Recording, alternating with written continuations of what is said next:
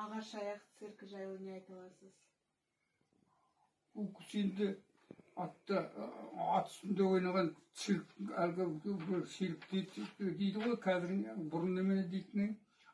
Ат құлағымен ойнаған батыр жігіт аттың шауып бара жатқан аттың үстіне айналып қайта мініп жүреді екен, сондай өнер көрсеткен адам. Сосын аяғына, екі аяғына ағаш байлап, желген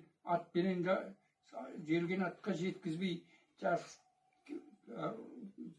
жеткізбеген адам. Одан кейін бұны қай жерде мен сол ұмытып қаламын. Мына жерде бір неде қыдырып жүріп, бір ауылға барып, сонда ол кезде киіз үй, сонда шай ішіп отырса, киіз үйде жаңа сойылған қойдың еті тұр екен. Әлгіні көріп, сосын әлгідер тамақ асып бермейді әлгі үйдің иесі. Сол шайменен кетеді, соны үйге келіп, ертеңінде сол ауылдың әлгі нелері келіп, байсымақтар келіп, қыдырып келіп, осы ауылға келіп, сонда сол кімнің ағаш аяқтың туысқандарының үйіне қонаққа келеді екен.